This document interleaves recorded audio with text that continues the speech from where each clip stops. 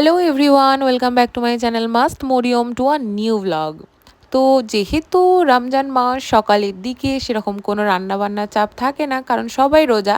তাই মেয়ে আর আমি দুজন মিলে হাতে হাতে একটু উঠানটা পরিষ্কার করে নিচ্ছিলাম। তারপর যেহেতু ভিজে গিয়েছিলাম সেজন্য দুজন মিলে একসাথে গোসল করলাম।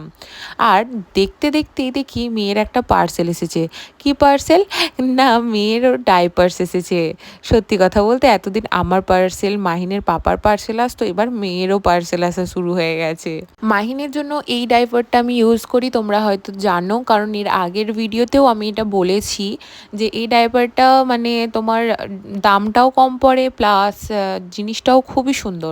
তো সেজন্য ওর জন্য আমি এখন এটাই ব্যবহার করি। তো একটু বেলা করেই রান্না চাপাবো ঠিক করেছিলাম, সেজন্য মাছটা ফ্রিজ থেকে বের করে রেখেছিলাম। আজকে তরকারি বানাবো ফুলুরি আলু মাছ, তো বাড়িতেই সেগুলো বানাবো, সেজন্য একটু সকাল সকালই চাপিয়েছি, কারণ বেসনটা ফেটিয়ে অনেকক্ষণ ধরে রাখাও ছিল।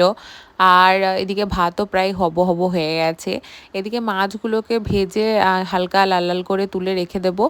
আর কড়াইয়ের মধ্যে তেল, তারপর পেঁয়াজ বাটা, আলু, সমস্ত রকমের মশলা, লবণ সব কিছু দিয়ে ভালোভাবে কষিয়ে নেওয়ার পর জল দিয়ে যতটা পরিমাণ লাগবে ফুটিয়ে নেব। তারপর টমেটোগুলো দিয়ে হালকা টমেটোগুলোকে একটু গেলে গেলে দেবো, যাতে স্বাদটা আরও বেরিয়ে আসে। আর ধনেপাতা তো মাস্ট, যে কোনো জিনিসে ধনেপাতা দিলে সত্যি স্বাদটা যেন পাল্টে যায়। বাড়িতে বানিয়ে রাখা যে ফুলুরিগুলো ছিল সেগুলো দিয়ে দিলাম। ফুলুরি দিলে কি হয়, অনেকটা মানে জল টেনে নেয়, সেই জন্য একটু বেশি পরিমাণে জল দিয়ে চাপাতে হয়, কারণ ফুলুরি অনেকটা জল টানে। তারপর আমি মাছগুলো দিয়ে দিয়েছিলাম, রান্না প্রায় আমার হব হব হয়ে গিয়েছিলো, দিয়ে আমি লাস্টে একদম স্লো আঁচে একটু হতে দিলাম, দিয়ে কমপ্লিট। এদিকে আমার ফ্রিজে অনেকগুলো খেজুর ভরা ছিল, তো যেহেতু ফ্রিজে থাকলে একটু শক্ত শক্ত লাগে, তাই আমি বের করে রাখলাম যাতে একটু নরম মনে হয়। আবার এটা শেষ হয়ে গেলে আবার বের করে রাখবো। এদিকে মেয়ের দেখো, আমার মানে ইফতারির জোগাড়ে ও একটু হাত লাগাচ্ছিল। তো এদিকে সেজন্য আমিও দেখলাম যে হ্যাঁ, মেয়ে যখন হাত লাগাতে স্টার্ট করেছে তাহলে তো আমার কোনো ভাবনা চিন্তাই নেই, তাই না? সত্যি কথা বলতে ছোটো ছেলেরা যে কোনো কাজে হাত লাগালে যেন কাজ আরও বাড়া হয়ে যায়। এদিকে দেখো, আমার হেল্প করতে করতে নিজেও খেতে স্টার্ট করে দিয়েছে।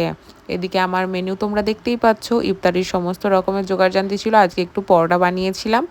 আর তারপর এদিকে মাহিনীর পাপা রাত্রিবেলায় অনেকগুলো চকলেটস নিয়ে এসেছিলো আমার জন্য আর মাহিনের জন্য। সারাদিন রোজা রেখে তো এসব খাওয়াই হয় না, তাই রাত্রিবেলায় চকলেটটা একটু এনজয় করি। দেখা হচ্ছে নেক্সট ব্লগে।